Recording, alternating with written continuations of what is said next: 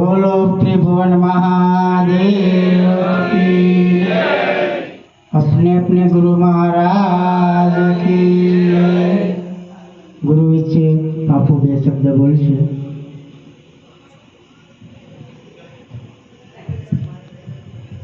गुरुर् ब्रह्मा गुरुर्विष्णु गुरुदेव महेश्वरा गुरु साक्षात परब्रह्म तस्मै श्री गुरुवे नमः।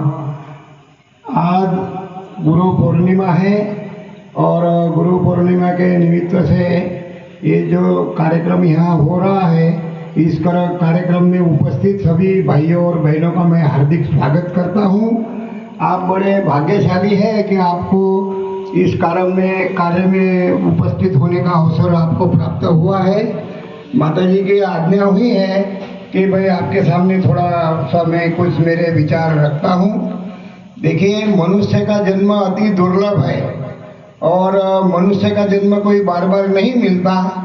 हमको ज्ञान प्राप्त करने के लिए गुरु की आवश्यकता होती है। देखो, गुरु शब्द का अर्थ है गु बोले तो अंधेरा और रू बोले तो प्रकाश।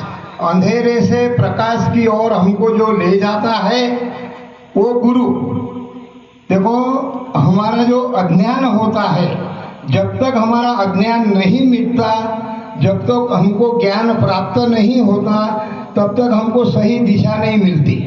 सही दिशा मिलेगी तो ही हमारा उद्धार होगा।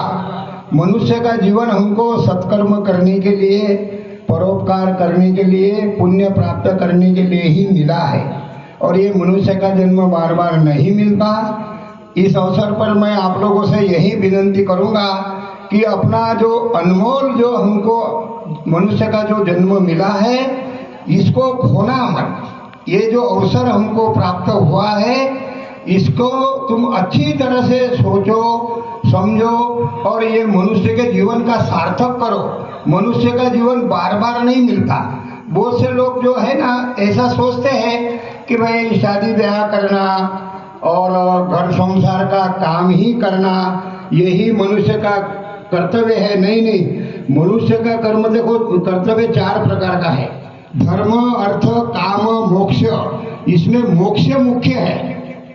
हम लोग धर्म के रास्ते पर चलते हैं, अच्छा कर्म भी करते हैं, लेकिन मोक्ष के लिए प्रयत्न नहीं करते।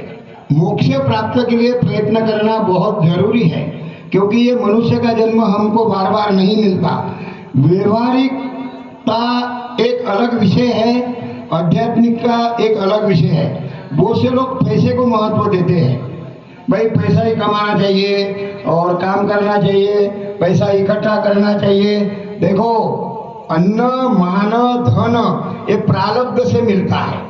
प्रारब्ध 3 प्रकार का होता है: संचित प्रारब्ध, क्रियामान प्रारब्ध और दोनों मिलके एक प्रारब्ध होता है। सभी मनुष्य पैसे के लिए और सुख प्राप्त करने की कोशिश करता है, लेकिन सबको सुख नहीं मिलता। वो तो तुम्हारे प्रारब्ध में जो होगा वही होगा। बस इस अवसर पर मैं आपको इतना ही कहूँगा, वर्तमान सुधारो, भविष्य सुधरेगा। अपना जीवन सुधारो तो तुम्हारा मृत्यु भी सुधरेगी। और एक घड़ी आधी ने पुनियाद, तुलसी संगत साधु की कटे कोटि अपराध। ये नहीं कि दिन भर माला लेके आपको बैठना है, काम भी करो, लेकिन सवेरे शाम नित्य नियम से भगवान का नाम स्मरण करो और तुम्हारे जीवन में अज्ञानता मिटेगी तो ही तुम्हारा आगे अच्छी तरह से तुम्हारा जीवन का उद्धार होगा।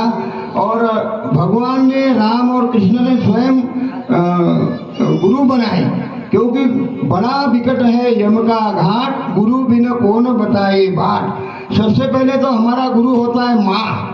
माँ हमारी गुरु होती है सबसे पहले। बाद में बालपन में जो हमारे साथ लोग बच्चे खेलते हैं, फिर हम स्कूल में जाते हैं तो शिक्षक लोग हमारे गुरु होते हैं। और जैसे जैसे हम तरुण अवस्था में साधना करते हैं, भगवान की तपस्या करते हैं, तब हमको अच्छे सद्गुरु की, तत्वज्ञानी सद्गुरु की आवश्यकता होती है। जो तत्वज्ञानी सद्गुरु हमको हमारे जीवन में मोक्ष दिलाए, हमको सही दिशा दिलाए, हमारे जीवन का उद्धार हो।